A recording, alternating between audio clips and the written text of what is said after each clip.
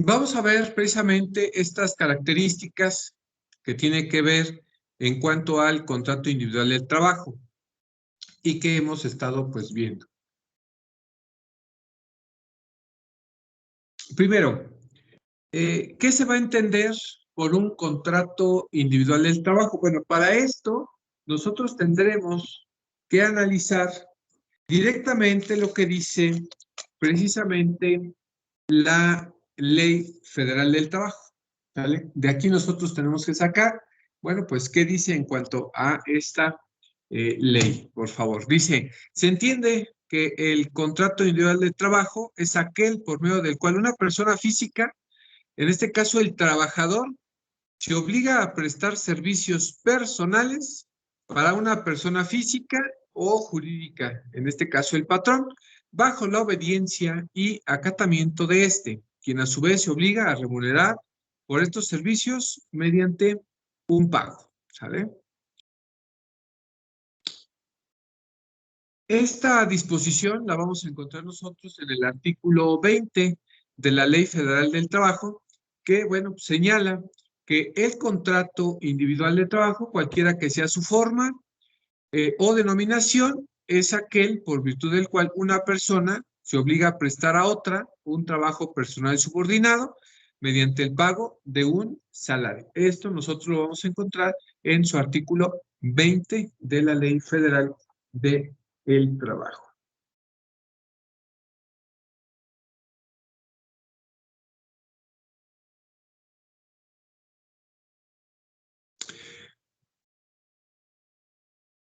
Ahora bien, este contrato individual es importantísimo firmarlo. Uno, por el patrón y obviamente por el trabajador. ¿Sale? Ya que en el artículo 24 señala que las condiciones de trabajo deben hacerse constar por escrito cuando no existan contratos colectivos aplicables y bajo estas circunstancias se deben de hacer 2 ejemplares por lo menos, de los cuales uno quedará en poder de cada parte. Recordemos esa situación que pues deba de ser bajo esa situación.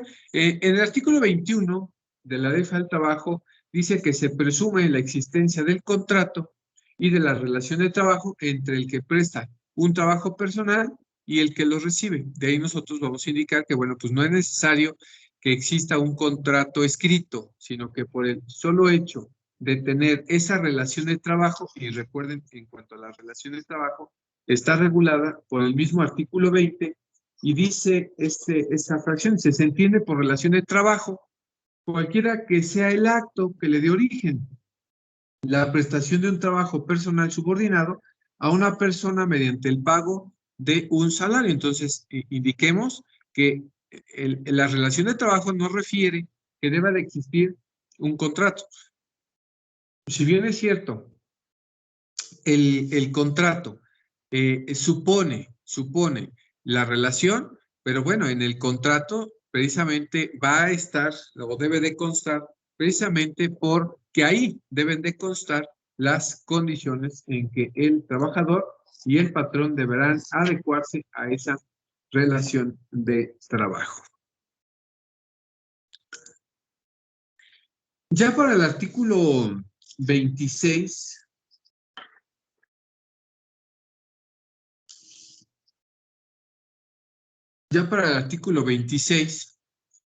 refiere que bajo esa circunstancia que contempla que la falta del contrato escrito de las condiciones de trabajo no priva al trabajador de los derechos que derive de las normas de trabajo y de los servicios prestados, pues indica que la falta o la situación de que no exista el contrato, bueno, imputará al patrón la falta de esa forma. Es decir, siempre quien va a recabar y va a tener esta situación de en cuanto a hacer el contrato, pues va a ser el patrón.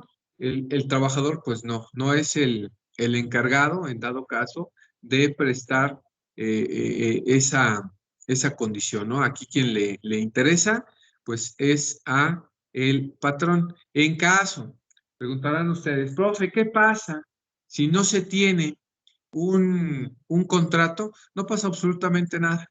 Tú refiere que existe la relación de trabajo, que existe ese contrato verbal y será lo único con lo que refieran en dado caso, el patrón con el trabajador existe esa relación de trabajo y por consiguiente, bueno, pues no necesariamente deba de haber un contrato individual. Pensando en que ustedes pudieran decir, ¿sabes qué? Pues si no existe un contrato, no existe la relación de trabajo y por lo tanto, pues no tienes derechos en cuanto a este vínculo laboral.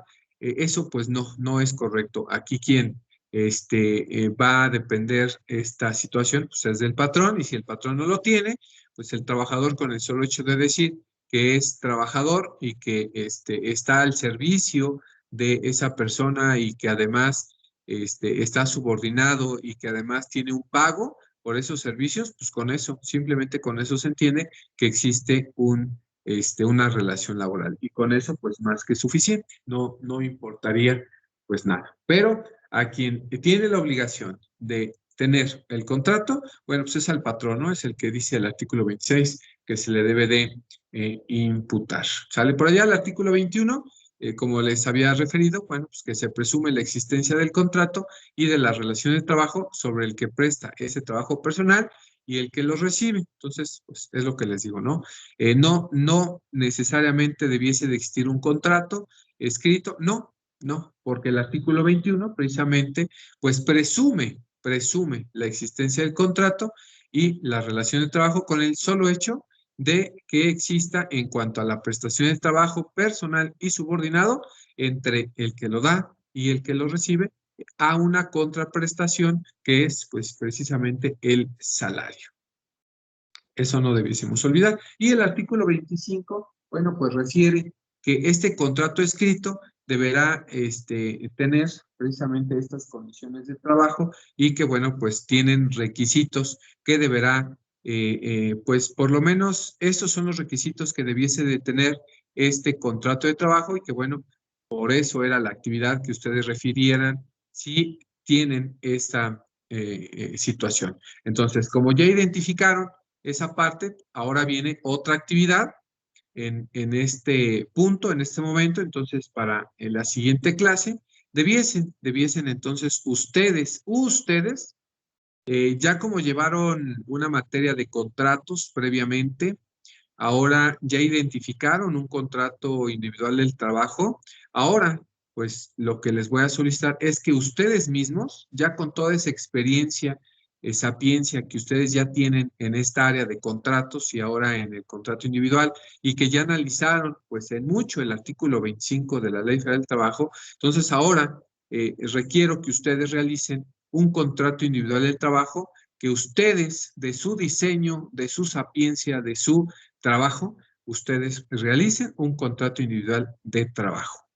¿Sale? Y que, bueno, precisamente debiese de tener todas estas características, precisamente para tener un contrato idóneo en el cual ustedes, pues digan, este es el contrato que venderé ahora ya como abogado.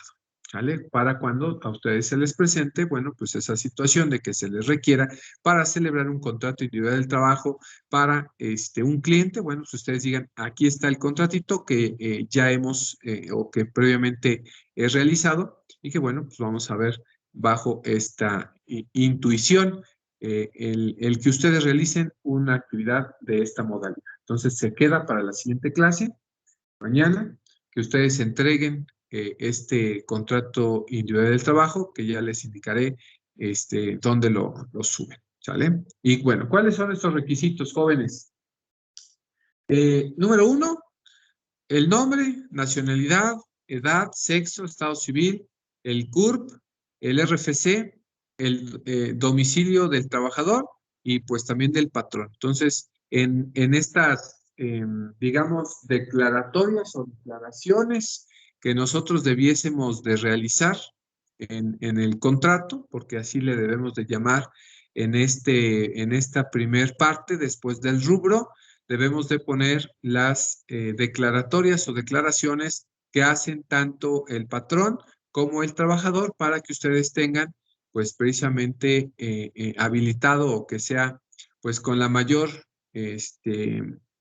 idea posible, pues un contrato de trabajo, ¿sale? En este caso, un contrato individual, porque eso es lo que vamos a realizar. Número 2, por ahí también como requisito número 2, está también, acuérdense, en el artículo 25, debiese tener, si la relación de trabajo es por obra o por tiempo determinado, por temporada de capacitación inicial o por tiempo indeterminado.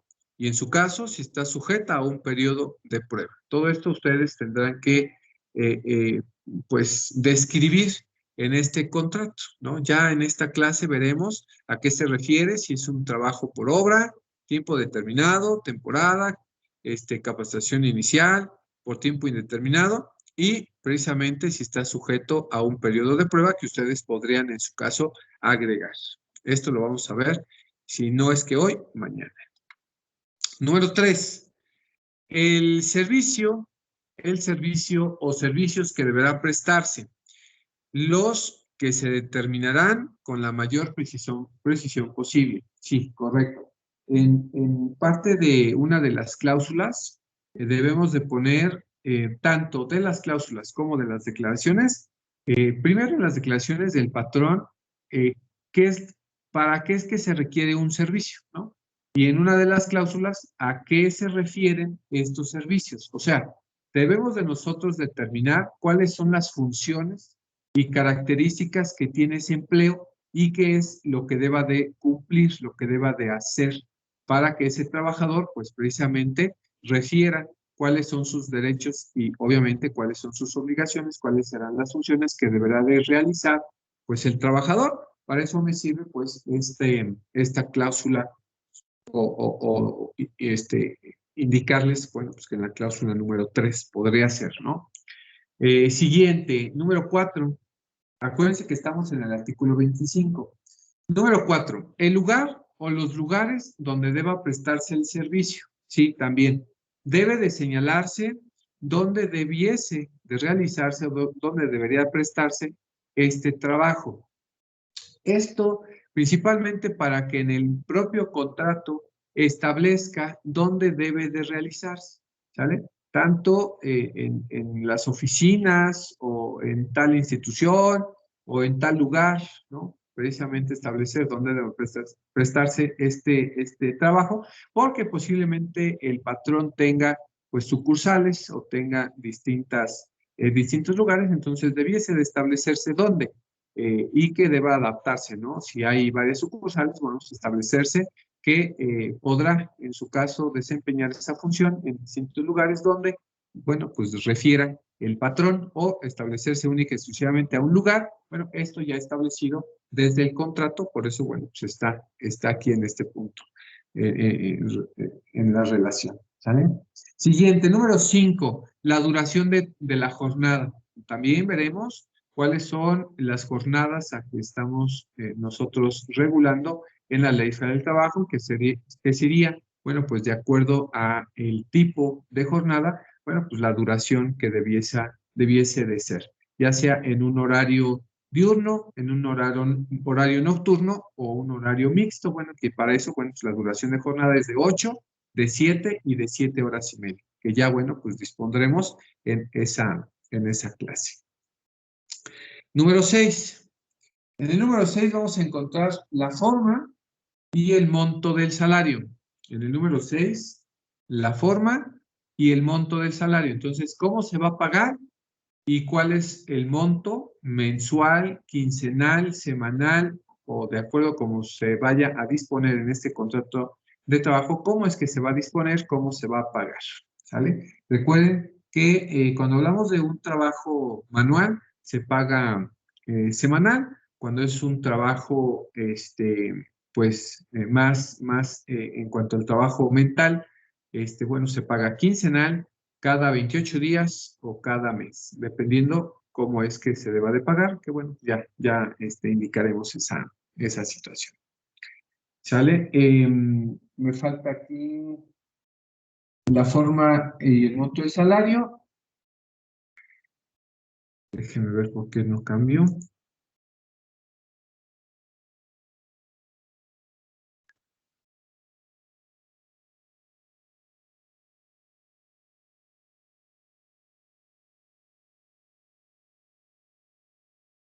Ulises, adelante, por favor. Buen día, maestro. Tengo una duda. Adelante, por Cuando favor. es un pago en especie, ¿debe de ser el equivalente al salario mínimo? ¿Qué crees, Ulises? Que la ley refiere que tú no puedes pagar un salario en especie. Ok, Es decir, que tú dijeras, ¿sabes qué? Tu salario te lo voy a pagar en especie. No, está prohibido. Precisamente acuérdate que fue una de las luchas sociales de una de las huelgas principales en nuestro país que se dio precisamente porque los salarios se pagaban en especie. O sea, recordarás en la tienda de raya que, bueno, pues no había dónde más surtirse sobre estos souvenirs. Entonces, pues terminando tu jornada, pasabas a la tienda de raya y ahí pues te referían, ¿sabes qué? Tienes tantos puntos y ahí cambiabas, ¿no? Entonces, referente a esa situación, pues un salario, como tal salario, no puede pagarse en especie. Miren, lamentablemente algunas empresas lo siguen haciendo. ¿Y qué es lo que hacen? Fíjate cómo te engañan, ¿eh? Y voy a hacer esa referencia porque sí, es posible. ¿A qué se refiere? Muchas empresas, cuando empiezan a contratarte, te dicen, ok, te voy a contratar con 8,000, 10,000 pesos, ¿sale? 8,000, 10,000 pesos. Tadeo, tiene 3 minutos para levantarse de la cama, por favor. ¿A qué refiero? Ojo, eh, te empiezan a pagar 8,000, 10,000 pesos mensuales y cuando ya tienes 2, 3, 4 meses, 6 meses, un año, te dicen, mire, la situación es la siguiente, le estamos pagando 10,000 pesos, pero si se da usted cuenta, le estamos descontando tanto de impuestos. ¿Qué le parece si dejamos un sueldo mensual a la mitad y la mitad se la depositamos como vales de despensa? Y eso hacen, ¿eh? Literal, eso realizan. Y muchos empleados dicen, bueno, pues ok, está bien. Precisamente, pues, finalmente, pues el trabajador gasta la mayor parte de ese salario en despensa, ¿no? O sea, va al súper y eso es lo que gasta, ¿no? En esa despensa. Lamentablemente muchos aceptan porque dicen, bueno, pues si estaba ganando yo 10,000 y me descontabas casi 2,500, 3,000 pesos de puro impuesto, pues vamos a hacerlo eso, ¿no? Me pagas 5,000, básicamente alcanzas hasta el subsidio para el empleo, te descuenta menos de esos 5,000 que te pagan mensual, ya nada más te van a descontar como 1,000 pesos aproximadamente, y te van a dar subsidio al empleo, recuperas algunos descuentos que tú estabas haciendo y te vas con tus libres 5,000 pesos en despensa, ¿no? En vales o en esta tarjeta que únicamente puedes cambiar en los centros comerciales, especialmente por enseres domésticos o despensa. Entonces, sí lo hacen, sí, claro, y te engañan bajo esa situación. Por eso es que ustedes ven que las empresas, para no darte un salario mayor, ojo, para no darte un salario mayor, lo que hacen es engañarte, sí, disculpen que así lo diga, engañarte y te dicen, ¿sabes qué? El sueldo es el mínimo, ¿no? Pero te dicen bajo algunas circunstancias, con prestaciones superiores a la ley. ¿Qué significa eso? Bueno, pues que efectivamente te van a dar pues algunos otros apoyos que tenga que ver con estas superiores a la ley en cuanto a algunas otras prestaciones y que habla precisamente de algunos vales de despensa, vales de gasolina y demás, que no se ven reflejadas en tu salario, pero que te engañan o te dicen, mira, prefiero darte esa situación por fuera para que no te cubra impuestos, pero te doy más. Entonces tú dices, bueno, pues si me van a dar más de puro vale, de despensa y vales de gasolina y algunas otras situaciones, pues te conviene, porque finalmente tú dices, bueno, finalmente, pues sí, gasto en comprar todo esto acá en despensa. Entonces, pues sí, sí me conviene, ¿no? Entonces la gente o los obreros dicen, bueno, pues le entro, ¿no? Porque finalmente no van a afectar pues tanto impuesto. Entonces ahí tratan de persuadirte, yo le llamo engaño, para esa situación, pero no tendría pagarte ese salario mínimo en una despensa o en una situación de pago fuera de la ley. Entonces, pongámoslo mediante esa situación, ¿sale?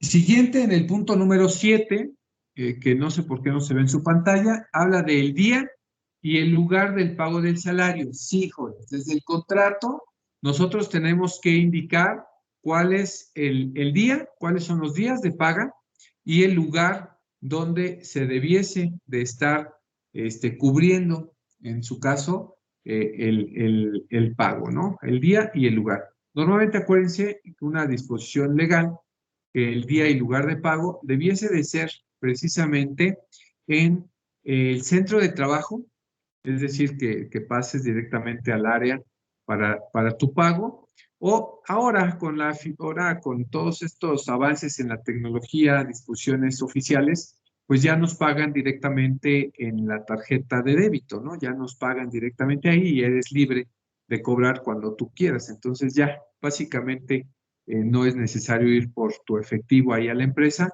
aunque muchas empresas aún lo hacen de esa forma. Tendrán sus razones. Número 8. La indicación de que el trabajador será capacitado o adiestrado en los términos de los planes y programas establecidos en que se establezcan en la empresa conforme al dispuesto por la Ley Federal del Trabajo. Entonces, también dispongamos que desde el principio, desde que te están contratando, deban de ofrecerte obligatoriamente, esta capacitación o en su caso adiestramiento respecto a tu área de trabajo, ¿sale? Sí, desde el contrato se debe establecer qué tiempo te van a capacitar, qué tiempo te van a adiestrar para el trabajo o para el que te están contratando. Siguiente, en el punto número 9. En el punto 9, ahí llego, en el punto 9, dice otras condiciones de trabajo, tales como días de descanso, vacaciones y demás que convenga al trabajador y el patrón. Entonces, nosotros también debemos establecer todas estas condiciones de trabajo respecto a cómo es que nosotros nos vamos o vamos a contratar esos servicios.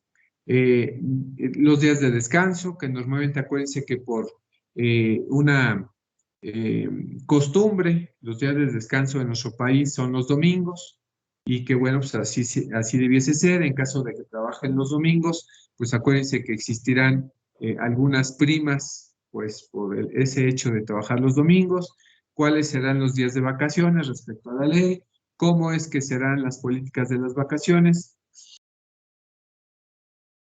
todo lo que tenga que ver con condiciones de trabajo que precisamente pues les convenga tanto al trabajador como al patrón y que debiesen de estar pues precisamente, y aquí hablo de esas cuestiones superiores, ¿no? Que hablamos, ¿no? Condiciones o algunas prestaciones superiores a la ley, bueno, pues aquí precisamente en este apartado debiesen estar pues todas esas condiciones o prestaciones supuestas superiores a la ley, que bueno, pues ustedes ahí tendrían que describir que bueno, fuere lo mejor para el trabajador. Bueno, en esta parte se supondría, ¿no? En esta situación. Y esta fracción que es de nueva creación para esta ley, bueno, pues ahí disponer. Sergio, dígame. Buenos días, profe. Y si no se respeta la prima dominical, ¿qué se puede hacer o pues? Miren, de momento nada, tú podrías en su caso denunciar ante la Procuraduría de la Defensa del Trabajador, la Profedet. ¿Lo puedes denunciar? Sí, sí lo puedes hacer. Pero miren, que pase algo, no va a pasar nada en ese momento. Aquí la ventaja que tú vas a tener es que debas de guardar, debas de guardar todos tus recibos de nómina, todos, porque acuérdate que bajo estas políticas ahora, en los contratos y que se establecen en los contratos y que debiese de estar así como tal dispuesto por la ley, pues acuérdate que todos los pagos deban de ser como eh, mm, como identificados, ¿no? Entonces, bajo esa situación de que estén identificados, esa base, entonces dispongamos que cuando se pasa al pago, en el pago deba de establecer que te están pagando esas primas dominicales, ¿no? O también veamos nosotros después las primas en cuanto a las horas extras, ¿no? Por ejemplo, entonces, si nosotros estamos asignando ese pago extraordinario, que son horas extras y primas dominicales y primas por días de descanso, estas tienen que estar pagadas. Entonces, como van a estar reflejadas en tu recibo, ahí cuando tú tengas que demandar alguna situación de despido o alguna situación que ya sobrepase esta situación, decirle a la autoridad, a ver, autoridad, yo trabajé tantas horas de horas extras y en su caso días de descanso y en su caso primas dominicales que nunca me fueron pagadas. Entonces, ahí disponer esa situación. Debamos hacer referencia en la demanda que cuáles son las situaciones que estamos exigiendo y cómo los estamos comprobando. Entonces, es importante señalarlo. ¿Puedes denunciar desde antes? Sí, la ley precisamente para eso está, pero no va a pasar más allá de pues una revisión, ¿no? De pagos y demás. Más bien, esto lo vamos a ocupar cuando te hayan despedido o cuando tú vayas a renunciar respecto a esa situación y que puedas, en su caso, ahora sí exigirle el pago. Por eso le digo, exigir hasta este momento el pago precisamente de pues estas horas o de estas primas que no te fueron cubiertas. Entonces, yo siempre refiero que deban de guardar pues todos esos recibos de nómina en caso de que haya recibos de nómina. En caso de que no, pues peor tantito, porque entonces pues estaban evadiendo impuestos, ¿no? Esto para pues señalar esta situación, ¿sale? Y continúo con el punto 10. Sí, Sergio. No, muchas gracias. De nada. La última condición que se debe establecer en el contrato es la situación de la designación de beneficiarios a los que se refiere el artículo 501 de esta ley para el pago de los salarios y prestaciones devengadas y no cobradas a la muerte de los trabajadores o las que se generen por su fallecimiento o desaparición derivada de un acto delincuencial. Bueno, pues aquí ahora refiere, antes no estaba dispuesta a esta situación y bueno, para esta situación debíamos de nosotros ir precisamente hasta anteriormente a la Junta Local de Conciliación y Arbitraje, hoy pues al Tribunal Local, debiésemos de solicitar esta designación de beneficiarios para que una vez que esté designada esta situación, vayamos con el patrón y al patrón le digamos, bueno, pues yo soy la beneficiaria y bueno, pues solicito precisamente estos pagos vencidos que bueno, pues no fueron pagados al trabajador precisamente por la muerte o por alguna situación, desaparición o algo que tenga que ver con el trabajador. Hoy es obligatorio, así. ¿Qué refiere? ¿O a qué va a pasar con esta cláusula? Bueno, si yo fallezco en el trabajo, en el contrato individual, yo tuve que disponer quién era mi beneficiario. Entonces, si ese beneficiario llega directamente a la empresa, pues la empresa tendrá que verificar quién es el beneficiario y a ese beneficiario le tendrá que entregar pues este finiquito que en su caso corresponda por muerte o por desaparición del trabajador y que bueno, pues ahí se termine la relación de trabajo y que se tenga que pagar pues un finiquito o una liquidación que corresponda en su caso. Todo eso, bueno, pues ya lo dispondrán ustedes. ¿Sale? ¿Dudas? Brenda, En caso de que, por ejemplo, no le escucho, Brenda. Brenda su cámara.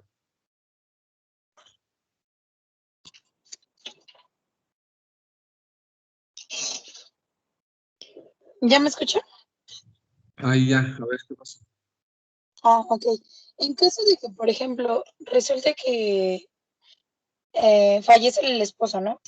Y tiene el Sí, 100% en el seguro con a su esposa. sí, Vi un caso, por ejemplo, ahora que fue lo del COVID, fallecieron los dos. ¿Qué sí. procede con ese seguro? No procede nada, hay que, si tienen hijos, entre ellos, tienen que solicitar precisamente esta designación de beneficiario para los hijos.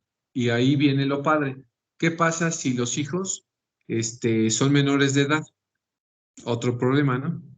Literal, tiene que abrirse un juicio de representación de tutor y el tutor de los hijos como beneficiarios tendrán que abrir este juicio, bueno, en este caso una designación de beneficiario, que es un mini juicio.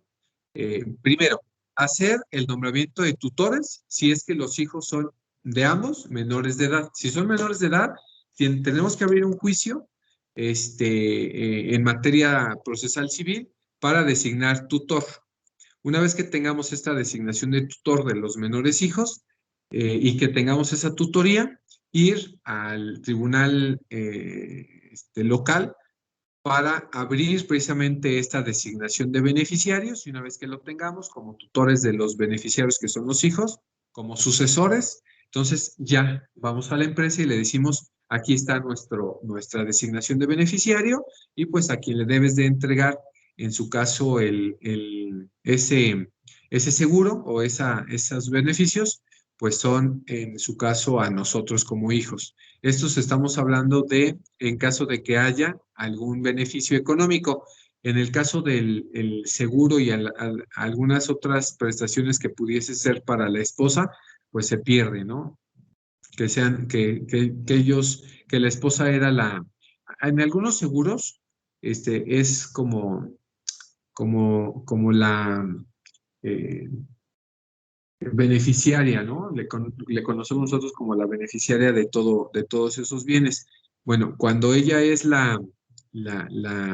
pues ahora la que goza de ese seguro, pues como ya falleció, pues se pierde. Aquí lo que vamos a recuperar, pues son todas aquellas prestaciones que por ahí estén volando, como el IMSS, bueno, en el caso todos los pagos que se han hecho al Afore, y en algunas otras situaciones que por ahí existan en el IMSS, se les pagará entonces a los sucesores. Y ya, es todo, no hay más. En cuanto a la pensión, pues la pensión se pierde, ¿no? Por eso es que recuperemos algún otro económico, porque la pensión pues únicamente era para la esposa. Los hijos pues no tienen ese derecho. De nada. Y bueno, continúo. Estas características de este contrato individual del trabajo que hemos estado señalando, pues bueno, son estas las características que debemos de ubicar. Es un contrato dirigido, un contrato bilateral, un contrato oneroso, un contrato conmutativo, un contrato de tracto sucesivo, consensual y normativo. Esas son las características que deben de estar en el contrato, ¿no? Específicamente en este que es en materia laboral. Y vamos a nosotros a ubicar estas características ya identificadas, ¿no? Ya no tenemos que ver pues todas las características de los contratos, esas ustedes al menos ya las saben y no es necesario pues traerlas a la clase, únicamente veremos pues cuáles son en lo específico de estos contratos individuales. La primera es un contrato dirigido, ya que el Estado va a fijar los límites mínimos o máximos de la relación laboral, como por ejemplo la jornada de trabajo y la remuneración, con la finalidad de nivelar la desigualdad entre ambas partes. Es un contrato dirigido, sí, porque este específico o en específico es para un trabajador en el ámbito laboral. Es decir, pues no es abierto, es exclusivo de cada uno de los trabajadores tener un contrato. Y en caso de que sea colectivo, igual va dirigido porque va dirigido específicamente a un grupo de trabajadores. Entonces, bueno, pues por eso se llama dirigido. Ahora, también refiere el hecho de tener situaciones o fijar límites. Límites en el contrato como mínimos, Por ejemplo, el salario, bueno, pues que se debe de establecer como mínimo, pues un salario mínimo, que no refiera que deba de existir un salario máximo. Bueno, hoy no refiere esta situación de que exista, pues que tenga un tope salarial un trabajador, no, por lo menos un mínimo, es decir, que no te pueden pagar menos del salario mínimo. A eso refiere este límite, pero tampoco en cuanto a los máximos, por ejemplo, ¿cuál es tu jornada de trabajo máxima? Cuando te habla que la jornada de trabajo o son 8 horas en el diurno, 7 horas en el nocturno y 7.5 horas en el mixto. Entonces, a eso te refiere que tu jornada máxima es tal. Entonces, ahí establecer cuáles son esos límites mínimos, esos límites máximos dentro de tu contrato de trabajo. También hablamos de un contrato bilateral. Bueno, pues bajo esta situación va a generar derechos, pero también genera obligaciones para ambas partes. Por eso se llama bilateral y porque se supone que intervienen ambas partes en la celebración de este trabajo, que aunque esto sabemos nosotros y ustedes que ya han estado en ese ámbito laboral, pues no sucede, no existe. ¿Por qué? Porque tú como trabajador te estás adheriendo prácticamente a lo que te señala el patrón y el patrón te dice, pues si te interesa y si quieres. Si no, mira, pues muchas gracias, vamos a darle por otro lado. Pero a eso se refiere con este contrato bilateral porque genera derechos y obligaciones para ambas partes. También es un contrato oneroso, claro, porque va a obtener una utilidad mutua de su contraparte. El patrón recibe el trabajo y el trabajador recibe su sueldo.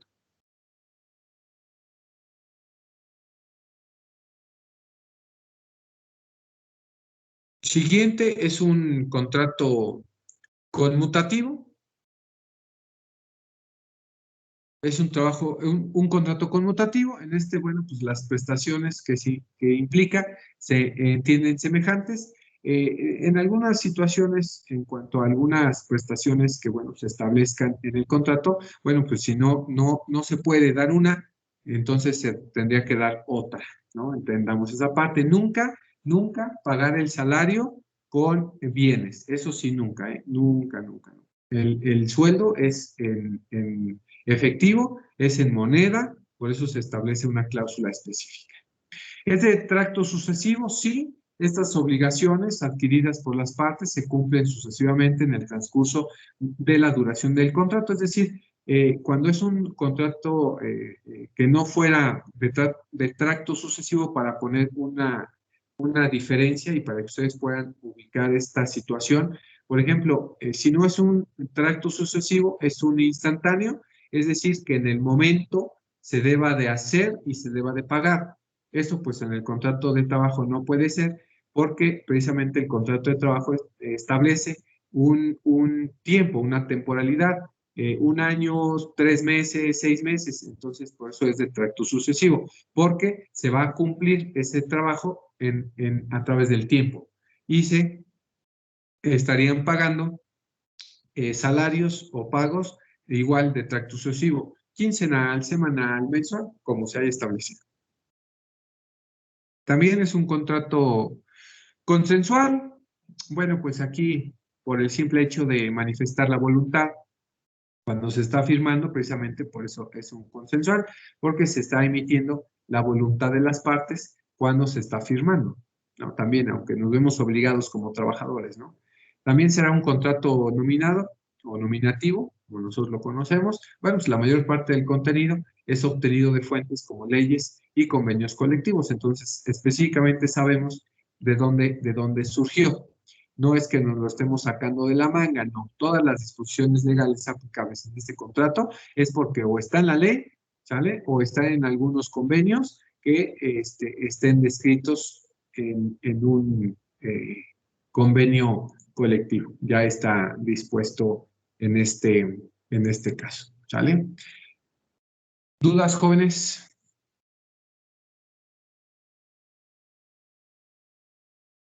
Perfecto.